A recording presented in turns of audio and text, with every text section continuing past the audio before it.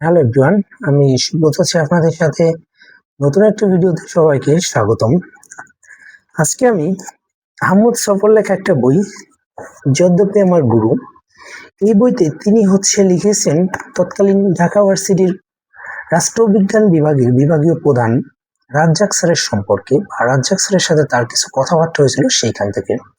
এইখানে রাজ্জাক স্যার এই আহমদ ছফাকে একটা উপদেশ দিচ্ছিল যে আপনি যদি কখনো নতুন জায়গায় যান, সেখানকার মানুষ সম্পর্কে কিভাবে জানবেন। রাজ্জাক স্যার কথাটা এরকম ভাবে বলছিলেন, একটা কথা খেয়াল রাখুন খুব দরকার। রাজ্জাক স্যার অবশ্য ঢাকার মানুষ ছিলেন, তিনি ঢাকায় ভাষায় সবসময় কথা বলতেন। তিনি বলতেছিলেন একটা কথা খেয়াল রাখুন খুব দরকার, যখন কোনো নতুন জায়গায় যাইবেন দুইটা বিষয় পয়লা জানার চেষ্টা করবেন। তিনি বলছেন যখন কোনো নতুন জায়গায় যাবেন দুইটা বিষয় প্রথমে জানার চেষ্টা করবেন। ওই জায়গার মানুষ কি খায়। আপনি যখন নতুন কোথায় যাবেন সেখানে যে আগে জানার চেষ্টা করবেন সেখানকার মানুষ কি খায়, আর পড়ালেখা কি করে বা কি বই পড়ে।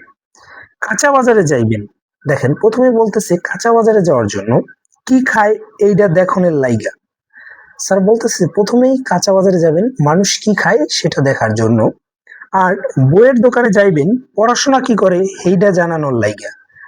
আর দ্বিতীয় কথা বলছে যে বইয়ের দোকানে যেতে হবে যে কোন বই মানুষ বেশি পড়ে এটা জানার জন্য। রাজ্জাক স্যার আহমদ ছফাকে এই উপদেশ দিচ্ছিল, মানুষ কি করে বা নতুন কোথাও গেলে মানুষ কি করে বা কেমন মানুষ সেটা জানার জন্য দুইটা বিষয় আগে জানতে হবে, কি খায় এবং কি পড়ে।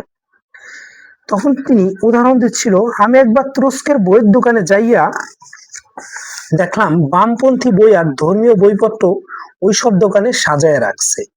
বইয়ের দোকান পরখ করলেই ব্যাপক সমাজটা কোন দিকে যাইতেছে এটা টের পাওয়া যায়।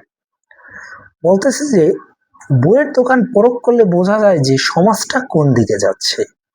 আপনি আমি হয়তোবা মানুষের পোশাক আশাক দেখে বিবেচনা করি মানুষটি কেমন বা এখানকার মানুষ কেমন, কিন্তু রাজ্জাক স্যার দুটো কথা বলছেন যে মানুষ কি খায় এবং কোন বই পড়ে সেটা দ্বারা আপনি সমাজের অবস্থা বুঝতে পারবেন।